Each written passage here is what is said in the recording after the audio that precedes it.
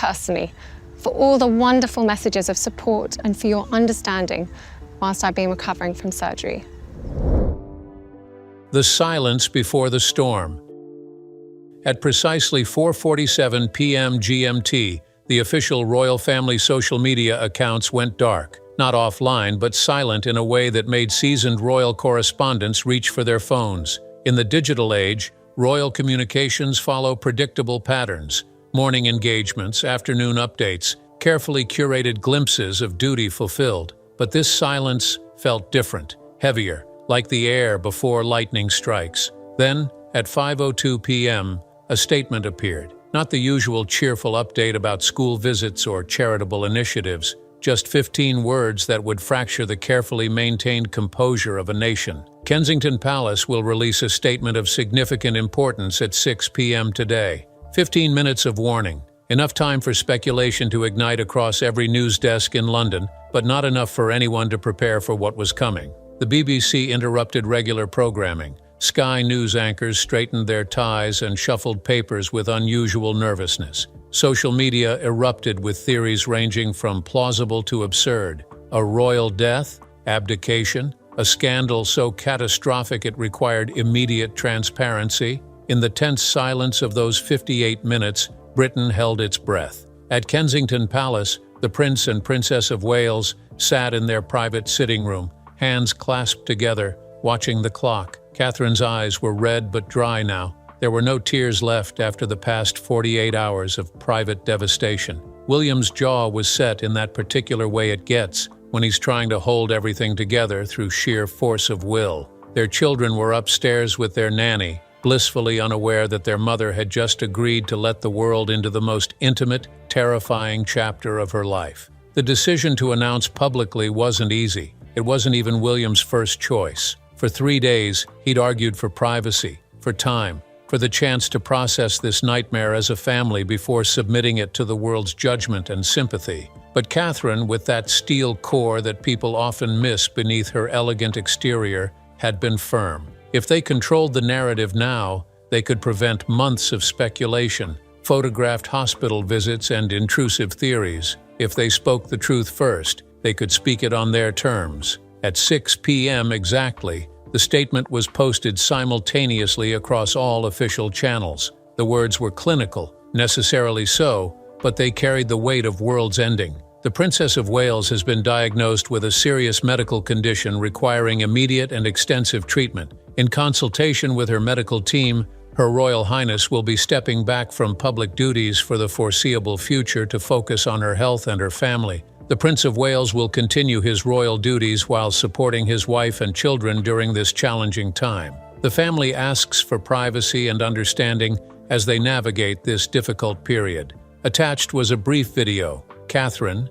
seated in the Windsor Gardens where she'd filmed cheerful messages about early childhood development and mental health awareness, now spoke with devastating calm about cancer, the word that changes everything. Stage 3. Aggressive treatment begins immediately. Prognosis uncertain but hopeful. She asked for privacy for her children. She thanked the medical team at the Royal Marsden Hospital. She looked directly into the camera with those steady eyes and said she intended to fight this with everything she had. The video lasted 2 minutes and 47 seconds. It would be watched over 100 million times in the first hour. Within minutes, Buckingham Palace released a supporting statement. King Charles, himself recently treated for an undisclosed medical condition, expressed his profound concern and full support. Queen Camilla's office echoed the sentiment. From Montecito, even Prince Harry and Meghan issued a statement, brief, genuine, painful in its simplicity. We are thinking of Catherine and the family, sending love and strength. The choreography of royal response was flawless, but beneath the polished statements and carefully worded press releases, the House of Windsor was reeling. At Windsor Castle, King Charles sat in his study with his head in his hands, remembering too vividly his own recent diagnosis, the terror of waiting for test results, the strange disassociation of hearing your own mortality discussed in clinical terms. But he was 75. Catherine was 42, the mother of 3 young children, the future queen consort, the woman who'd stabilized his son in ways nothing else could. Princess Anne, always the pragmatist, was already coordinating with the Lord Chamberlain about redistributing Catherine's royal duties, not because she lacked compassion, but because someone had to think practically about the hundreds of charitable organizations, patronages, and commitments that now hung in suspension. The monarchy doesn't stop for personal crisis. It adapts, absorbs, and continues. But even Anne, stoic as they come, felt the cruel unfairness of this particular blow. In Norfolk, at Anmer Hall, where the Wales family retreats for privacy, the immediate family was gathering. Catherine's parents, Carol and Michael Middleton, arrived within an hour of the announcement, their faces drawn with the particular anguish of parents watching their child suffer. Catherine's siblings, Pippa and James, followed shortly after. The family that had once been criticized as too common, too middle-class for royalty, now became the intimate circle that would hold William and Catherine together through what came next. George, Charlotte, and Louis had been told that afternoon, in the careful language parents use when explaining the inexplicable to children. Their mother was sick, very sick, but the doctors were very good, and she would fight very hard, and they would all fight together. George, at 11, understood more than he wanted to. Charlotte cried. Louis, at 6, asked if Mummy would still read bedtime stories,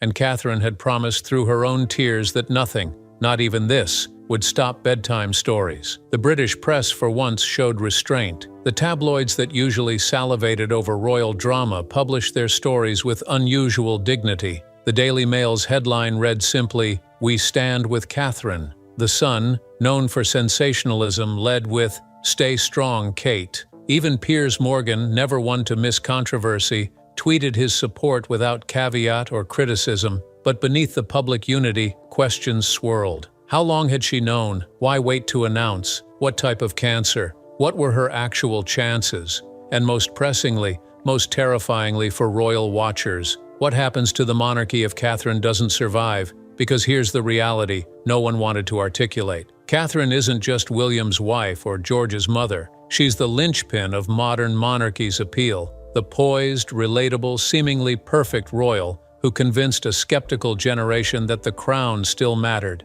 Without her, the careful reconstruction of royal reputation post-Diana, post-Andrew, post-Harry threatens to collapse. The announcement was 3 minutes old, but its implications would echo for generations.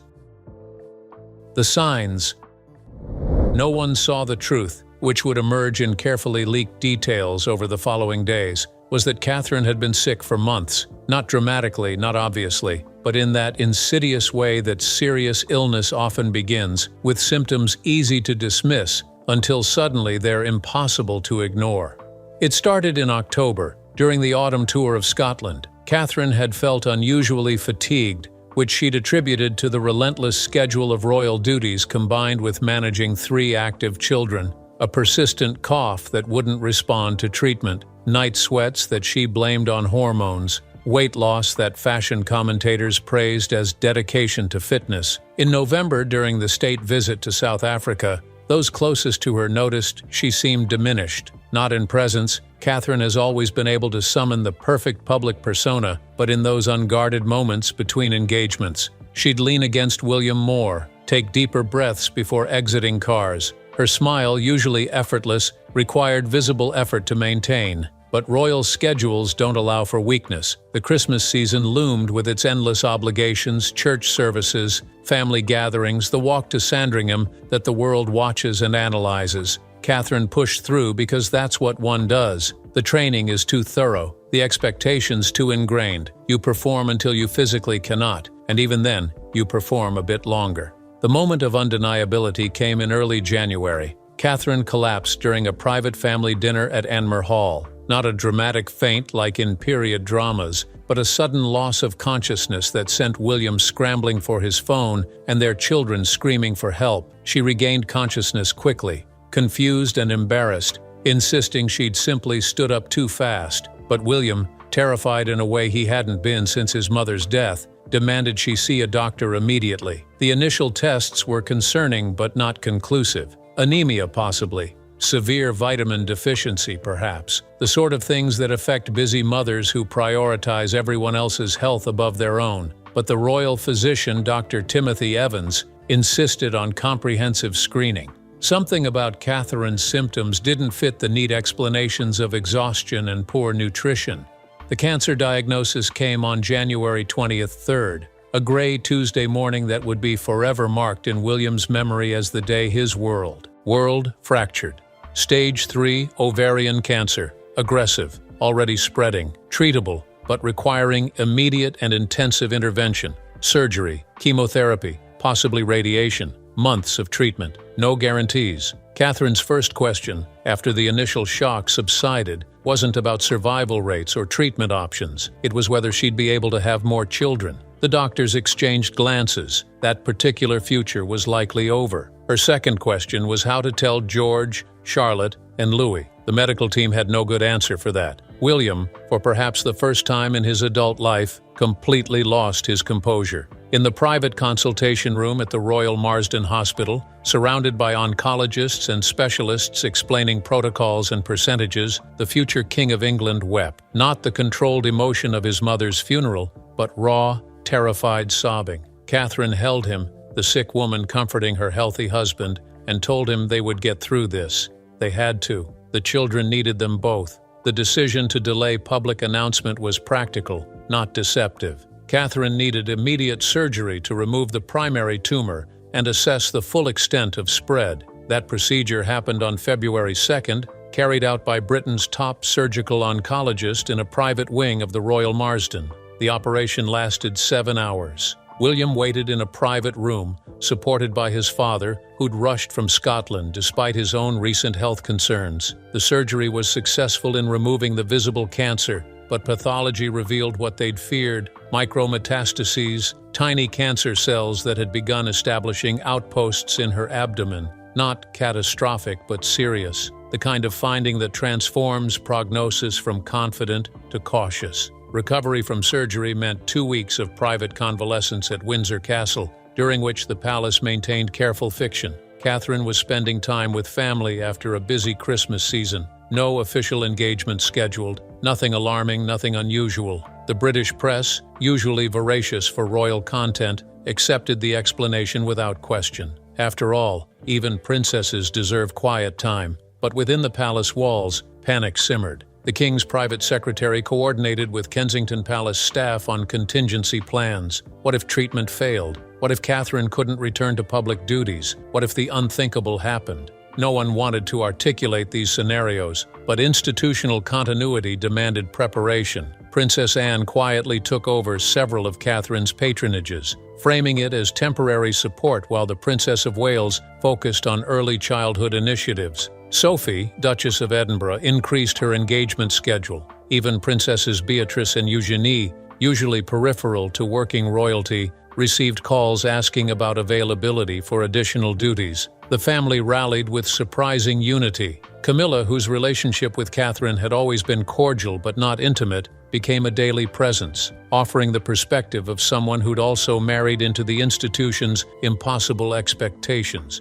She'd survived scandal and hatred. Catherine would survive this. Prince Harry called William directly, their first real conversation in 18 months. It was brief, awkward, heavy with things unsaid about their fractured relationship, but Harry's voice broke when he asked about Catherine's prognosis, and William's defenses crumbled enough to admit he was terrified. They didn't resolve their differences, but for 20 minutes, they were just two brothers facing the possibility of loss neither could control. The Middleton family became William's anchor. Carol, with her unflappable practicality, moved into Anmer Hall to manage the children's routines. Michael quietly handled logistics that William couldn't focus on: school arrangements, security modifications, meal planning. Pippa and James ensured George, Charlotte, and Louis had normalcy amidst chaos: football practice, riding lessons, movie nights where no one mentioned cancer. Through February, as Catherine began aggressive chemotherapy, her absence from public view became noticeable. Royal commentators speculated about everything except the truth. Marital problems, perhaps. A secret fourth pregnancy. Some even suggested she was preparing for a more prominent role as William stepped into his father's shadow. The truth was simpler and more terrible. Catherine spent those weeks enduring treatment that made her violently ill, losing her famous hair, watching her body betray her while doctors pumped poison into her veins in hopes of saving her life. And through it all, she and William made an impossible calculation. When do you tell the world that the fairy tale is ending? How do you announce that the princess might not get her happily ever after? The answer came when they realized the truth was leaking. Too many people knew. Hospital staff, despite confidentiality agreements, palace employees who'd noticed the emergency protocols, even family members who'd mentioned concerns to trusted friends who'd mentioned to others. Suddenly, everyone knew something was wrong. Better to control the narrative than let it control them. Better to speak the truth than let rumors become reality. So they scheduled the announcement for March 1st. They filmed the video, they released the statement, and they braced for a world that would never look at them the same way again. The private reckoning. The hours after the announcement passed in strange suspension. The world knew now, which meant the performance of normalcy could finally end. At Anmer Hall, Catherine sat in her bedroom still wearing the same clothes from the video filming, too exhausted to change. The makeup artists had covered the worst of the treatment's effects, but she could see the truth in the mirror, the gauntness in her cheeks, the darkness under her eyes, the absence of the person she'd been 6 months ago. William found her there, staring at her reflection with an expression he couldn't quite read. He'd been on the phone with Palace Communications, coordinating the response strategy, ensuring their children were insulated from the immediate media frenzy. When he entered, she didn't turn, just met his eyes in the mirror. She told him she was sorry for being sick, for disrupting everything, for making him worry, for potentially leaving him to raise their children alone. The apology was absurd and heartbreaking, as if cancer required forgiveness, but William understood it came from that place of guilt that serious illness creates, the irrational feeling that your body's betrayal is somehow your fault. He knelt beside her chair and said the only thing that mattered: they were in this together. Not because duty demanded it or the institution required it, but because 20 years ago he'd fallen in love with a girl at university who made him laugh, and nothing, not cancer, not crown, not anything, would change that fundamental truth. They sat together in silence for a long time, holding hands like teenagers, finding comfort in simple proximity. Outside, the sun set over Norfolk countryside, and somewhere the world was processing their news. But at that moment, they were just William and Catherine, frightened and brave in equal measure. Downstairs, the children struggled with their own understanding. George, showing the emotional intelligence he'd inherited from both parents, had become suddenly protective of his younger siblings. He corrected Charlotte when she said their mother would be all better soon, with the careful pedantry of someone who'd been told the truth is more complicated. He helped Louis with homework without being asked. He didn't cry where anyone could see him, but his grandmother Carol found tissues stuffed under his pillow that told their own story. Charlotte processed through creativity, drawing endless pictures of their family, always with Mummy in the center, always smiling, always surrounded by hearts and flowers and sunshine. The drawings were beautiful and devastating, a 9-year-old's attempt to art away reality. She gave each drawing to Catherine, who taped them carefully to her bedroom wall until the space became a shrine to her daughter's hope. Louis, at 6, struggled most with the abstract nature of illness. He understood Mummy was sick, but couldn't comprehend why doctors couldn't just give her medicine to make it better immediately. He'd seen friends with colds recover after a few days. Why was this different? Why did Mummy look so tired? Why did she sometimes need to rest when he wanted to play? The questions had no satisfying answers, which frustrated him into tantrums that broke everyone's hearts. The Middleton family had essentially moved in, creating a buffer between the Wales family and the rest of the world. Carol managed the household with quiet efficiency, ensuring meals appeared, laundry got done, and some semblance of routine persisted. She'd always been criticized for being too involved in her daughter's royal life, but now that involvement became essential. She understood Catherine in ways palace staff never could, knew when to push and when to let her rest, when silence was needed and when distraction would help. Michael, less comfortable with emotion, channeled his fear into practical action. He reinforced home security, coordinated with royal protection officers, ensured the children's school had protocols for managing inevitable attention. He fixed things that didn't need fixing because fixing things gave him purpose when the one thing that mattered, his daughter's illness, was beyond his control. At Windsor Castle, King Charles struggled with his own complicated emotions. He'd recently faced his own health crisis. Though his diagnosis had been less severe, his prognosis more certain. But the experience had left him acutely aware of mortality in ways his position usually insulated him from. Now, watching his daughter-in-law face something worse while caring for young children, he felt helpless in ways being king shouldn't allow. His daily phone calls to William followed a pattern. He'd ask about Catherine's condition, about the children, about whether they needed anything. William would provide updates with increasing weariness. They'd discuss royal business, upcoming engagements, palace statements, coordination with other family members. Then, in the last moments before hanging up, Charles would break protocol and become just a father, telling William he loved him, that he was proud of how he was handling everything, that Diana would be proud too. That last comment, rare for Charles to reference his first wife, invariably made William's voice crack, because he thought about his mother constantly during this crisis, about how she'd navigated her own struggles with the institution, about her warmth with her sons, about her death when he was only 15. He'd promised himself his children would never experience that loss. Now he faced the terrifying possibility of breaking that promise. Queen Camilla surprised everyone by becoming Catherine's unexpected ally. Their relationship had always been correct but distant, united by position rather than natural affinity. But Camilla understood something about surviving as an outsider in the royal family. She'd endured decades of public hatred and emerged not bitter, but resilient. That resilience became something Catherine could lean on. During one particularly difficult afternoon, Camilla visited Anmer Hall and found Catherine in the garden, wrapped in blankets despite the cold, needing air that didn't smell of sickness. Camilla sat beside her without speaking for several minutes before saying something that stayed with Catherine. Being royal means everyone thinks they know your story, but the only chapters that matter are the ones you write for yourself. This illness was a chapter, yes, but it wasn't the whole book. Princess Anne, true to form, approached the situation with military precision. She contacted Catherine's medical team directly, asking pointed questions about treatment protocols, success rates, experimental therapies.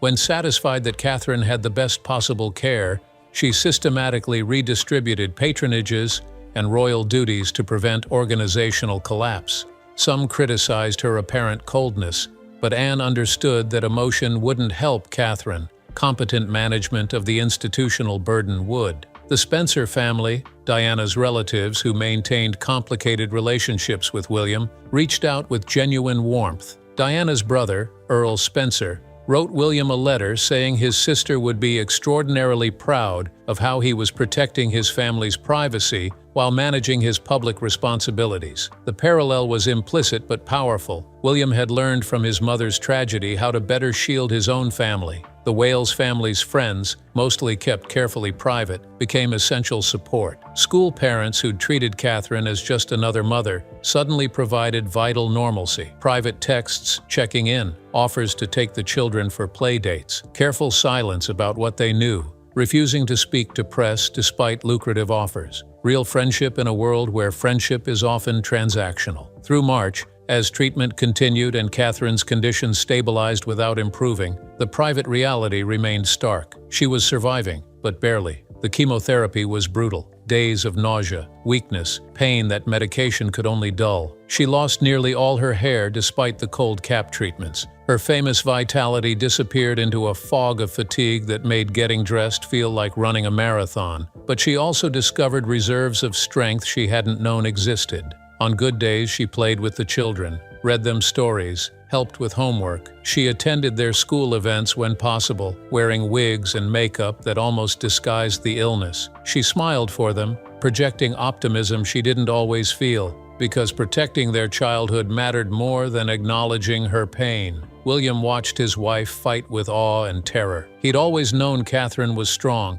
You don't navigate royal life for over a decade without steel beneath the grace. But this was different. This was choosing to keep living when every day felt like dying. This was finding joy in bedtime stories when your body screamed for relief. This was being a mother when being a patient consumed almost everything else. Their marriage, tested by illness in ways nothing else could, somehow deepened. the small moments gained enormous weight. William washing Catherine's hair when she was too weak, Catherine laughing at his terrible jokes when laughter hurt, both of them lying together in silence because words weren't enough. They'd married young and royal with all the world watching. Now they learned what marriage actually meant when the performance ended, and only the partnership remained. And in the quiet hours of night, when the children slept and the house settled into darkness, they talked about the unthinkable. What if the treatment didn't work? What if the cancer won? How would William tell their children? How would he help them remember her beyond grief? These conversations were torture, but they had them anyway, because planning for the worst while fighting for the best was the only way through. The world knew Catherine had cancer, but only those inside Anmer Hall knew how hard she was fighting to survive it. The nation responds. The British public's reaction to Catherine's diagnosis revealed something fundamental about monarchy's evolution. Within hours of the announcement, an unprecedented outpouring of support materialized across every demographic and political division. Republicans who'd questioned the institution's relevance sent messages of support. Young people who'd declared the monarchy irrelevant lit candles at Kensington Palace gates. Even critics of royal spending agreed this transcended politics. This was simply a young mother facing every family's nightmare. The gates of Kensington Palace, Buckingham Palace, and Windsor Castle became impromptu shrines. Flowers piled 6 feet deep, bouquets from ordinary families with handwritten notes. "Stay strong, Catherine. Fighting with you. Our prayers are with the Wales family." Teddy bears for the children, candles that burned through the night, drawings from children to children, little hands trying to comfort George, Charlotte, and Louis with crayons and hope. The hashtag We Love You Catherine trended globally for 3 consecutive days. Social media, usually a cesspool of snark and cruelty, became strangely unified in genuine compassion. Cancer survivors shared their stories, offering hope through their continued existence. Oncologists explained treatment protocols, combating misinformation with expertise. Mental health advocates discussed how to support children through parental illness. But beneath the genuine compassion lurked darker currents. Conspiracy theorists emerged immediately, claiming the diagnosis was cover for more scandalous truth. Marriage collapse, secret surgeries, even whispers of Andrew-level crisis requiring distraction. These theories gained little traction, but their existence revealed how thoroughly the royal family had lost society's automatic deference. Everything required proof now. Nothing could be taken on faith. The media, meanwhile, faced unprecedented ethical calculations. The press that had hounded Diana to death, that had published intrusive photos and cruel speculation for decades, suddenly confronted its own conscience. Most major outlets imposed strict editorial guidelines. No speculation about prognosis, no paparazzi photos of Catherine during treatment, no pressure for public appearances. The agreement was voluntary but nearly universal. Catherine's illness was off-limits for exploitation. Some criticized this as hypocritical, noting the same outlets had shown no such restraint during Harry and Meghan's struggles. The difference, cynics noted, was public sentiment. The press respected Catherine's privacy because readers demanded it, not from newfound ethics, but calculated self-interest. Still, whatever the motivation, the result granted Catherine space to fight, without cameras documenting her deterioration. The international response demonstrated the monarchy's soft power. Presidents and prime ministers issued statements. The White House sent official condolences. European royals called privately to offer support and share their own experiences with family illness. Even in nations with complicated colonial histories with Britain, ordinary people expressed sympathy for a young mother facing cancer. Illness, it turns out, transcends politics and history. Within Britain, Catherine's diagnosis triggered broader conversations about healthcare inequality. The princess had access to the finest oncologists, cutting-edge treatments, private rooms, and unlimited support. But cancer was ravaging ordinary families daily without such resources. NHS waiting times meant some patients died before receiving treatment the princess accessed immediately. The contrast became uncomfortable, raising questions about what privilege should mean in a modern monarchy. Progressive voices argued the royal family should leverage Catherine's diagnosis to advocate for improved cancer care for everyone. If the future queen consort was benefiting from world-class treatment, shouldn't she ensure all subjects had similar access? Some saw an opportunity for the monarchy to demonstrate relevance by championing healthcare reform. Others countered that using Catherine's private medical crisis for political purposes crossed ethical lines. The economic impact was tangible. Royal Marsden Hospital, where Catherine was receiving treatment, received over £15 million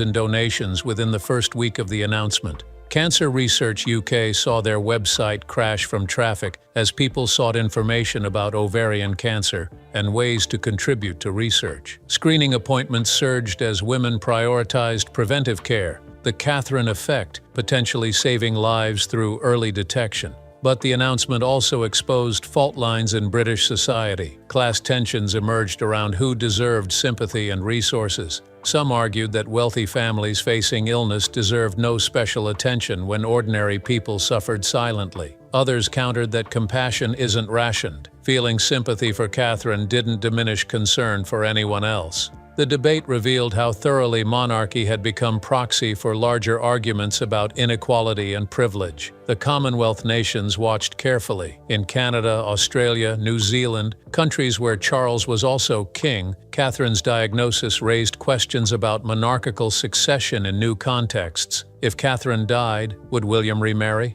Would that impact how he was perceived? Would these nations continue accepting absentee monarchy if the family they'd embraced faced tragedy? The questions weren't hostile, but they demanded answers about monarchy's future in the 21st century. Religious communities mobilized. The Church of England held special services praying for Catherine's recovery. Catholic churches, Muslim mosques, Hindu temples, and Jewish synagogues added her to prayer lists, united in concern regardless of theological differences. Faith leaders noted that illness reminds us of shared humanity. Queens and commoners both face mortality's humbling equality. The artistic community responded in characteristic fashion. Musicians wrote songs. Artists created portraits, showing Catherine as warrior rather than victim. Poets composed verses celebrating her strength. The creative tributes ranged from profound to maudlin, but all reflected genuine engagement with her struggle. Catherine had always championed the arts.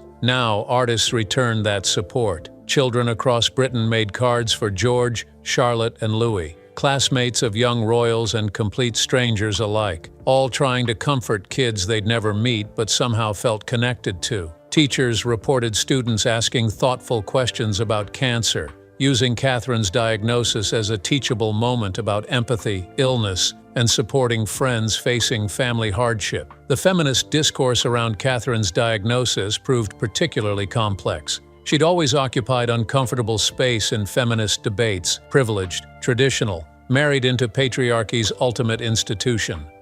But facing cancer while mothering 3 children and maintaining composure under global scrutiny revealed strength that transcended political categorization. Some feminists who dismissed her as ornamental trophy reconsidered. Others maintained that sympathizing with her individual struggle didn't require romanticizing her institutional role. Perhaps most significantly, the announcement forced conversations about mortality and legacy that monarchy usually avoided. The institution's power has always rested partly on illusion of permanence. The crown endures even as individuals pass. But Catherine's illness made that transition feel immediate rather than theoretical. People began genuinely imagining a future without her, and many found that future diminished their faith in monarchy's relevance. The bookmakers, in typically British fashion, opened odds on various outcomes. Would Catherine appear at the King's birthday parade? Would she attend Christmas service at Sandringham? Would she survive 5 years? The enterprise was simultaneously tasteless and revealing. Tragedy doesn't stop capitalism,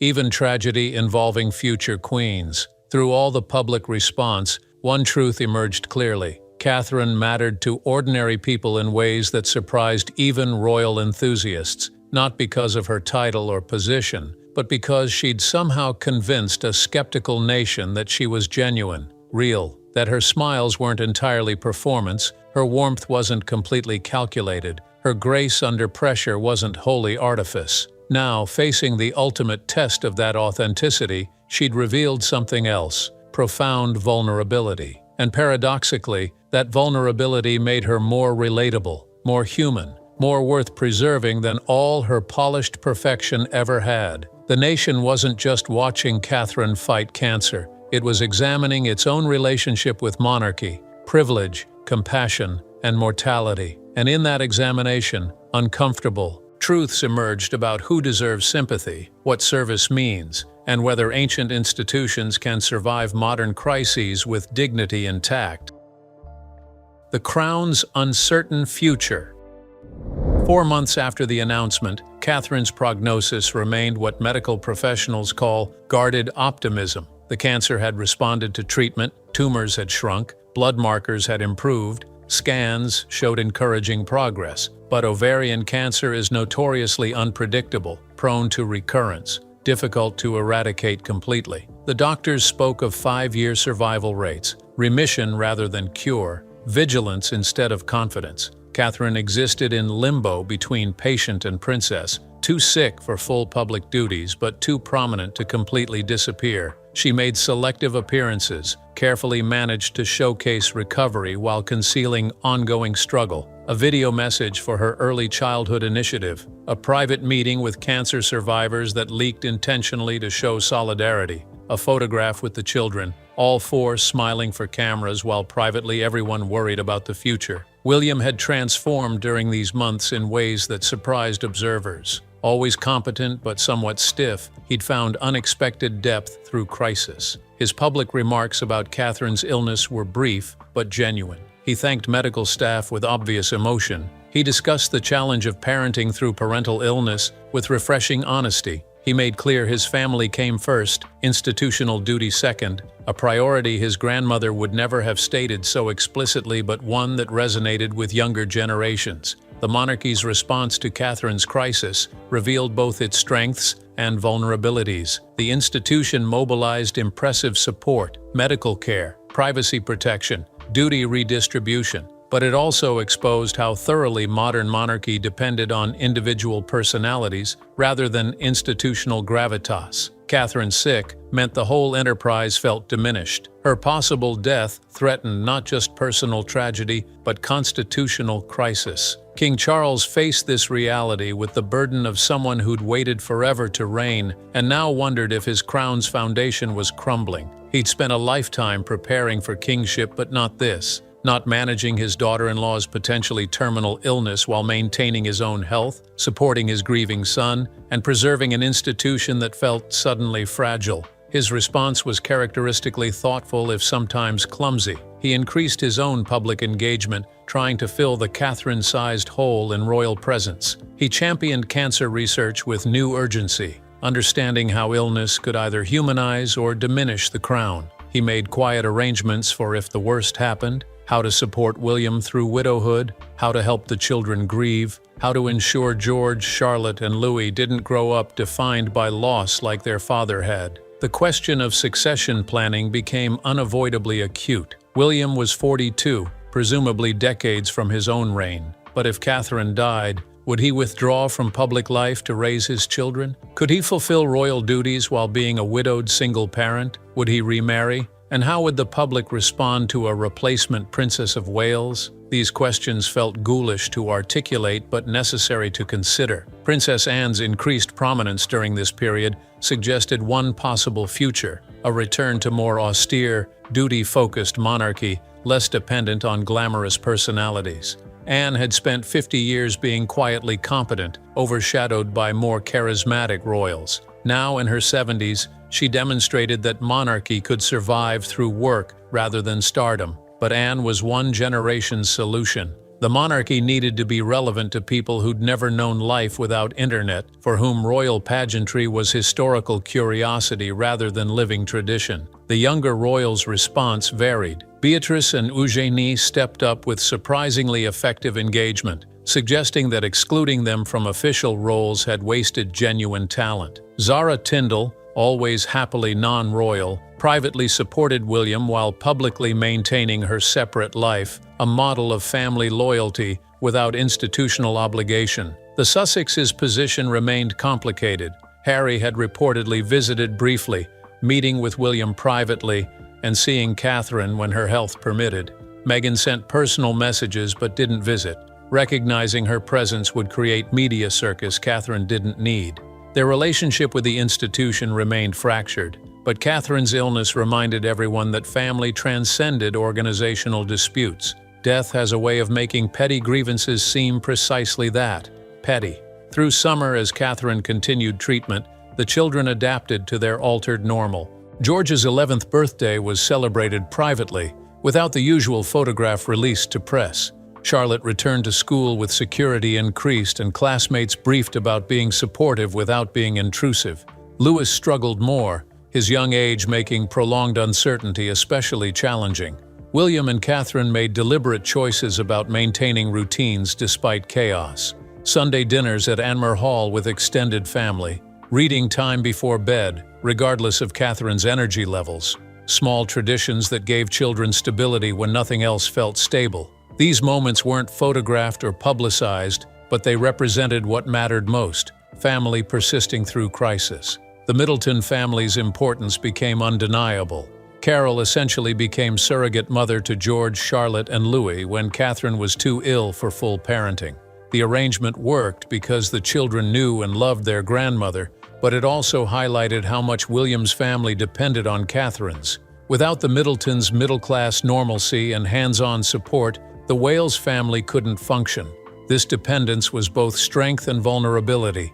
It humanized them while exposing their limitations. As autumn approached, Catherine began cautiously resuming limited public duties, a visit to the Royal Marsden Hospital to thank staff and meet patients, an appearance at the school nativity play where Louis played a shepherd with committed seriousness, a photograph released for her birthday showing her in the garden, thinner and tired but smiling genuinely.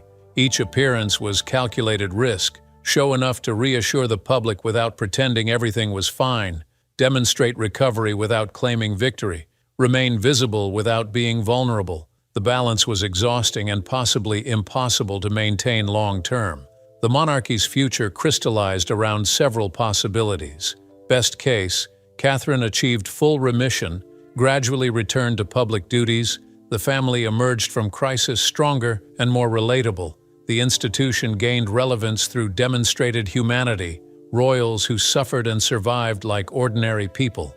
Middle case, Catherine managed her cancer as chronic condition, permanently reduced duties. William balanced parenting and royal work while being essentially single parent much of the time. The monarchy continued but diminished, less glamorous and less certain. Worst case, the cancer returned aggressively. Catherine died. William withdrew. The institution faced an existential crisis about its purpose when its most effective representatives were unavailable or unwilling. No one wanted to articulate these scenarios, but everyone thought about them. Palace officials had contingency plans filed away like insurance policies everyone hoped never to claim. The Archbishop of Canterbury quietly prepared remarks for a potential memorial service. Royal biographers updated Catherine's chapters with new sections about her illness, prepared to convert biographies into obituaries if necessary. But through all this planning and worry, one truth persisted. Catherine was still alive, still fighting, still making breakfast for her children on good days and reading to them on bad ones, still being William's partner and George, Charlotte, and Louis's mother, still embodying what she'd always represented: grace under pressure, duty without complaint, service as choice rather than obligation. The announcement had been tragic, the situation remained serious, but the story wasn't over. Catherine sat in the Windsor Gardens on a September afternoon, thinner and bald under her scarf but present. William sat beside her while the children played with their cousins nearby. The sun was warm. The cancer was not gone, but was not winning. The future was uncertain, but not over. She watched her children laugh and thought about legacy differently now. Not about royal duties or historical significance, but about whether George, Charlotte, and Louis would remember her as brave. Whether they'd understand that loving them gave her reasons to endure treatment that would have been easier to quit. Whether they'd know that being their mother mattered more than being Princess of Wales. William took her hand, and they sat in comfortable silence. Two people who'd learned that sometimes surviving means accepting uncertainty, that courage isn't confidence but choosing to continue despite fear, that love persists even when everything else becomes questionable. The tragic announcement had broken something in the fairy tale the public believed about perfect princesses. imperfect marriages, but it had revealed something more valuable, the real humans beneath the titles, flawed and frightened and fighting anyway. The crown's future remained uncertain, but for now, in this moment, Catherine was present, and that was enough. Catherine's diagnosis changed monarchy forever, revealing both its fragility and its humanity. But what do you think happens next? Will the institution survive this crisis, strengthened or diminished? Share your thoughts below. Hit subscribe to follow this developing story, because the royal family's most important chapter is being written now, in hospitals and homes, away from cameras. The fairy tale is over. The real story has just begun.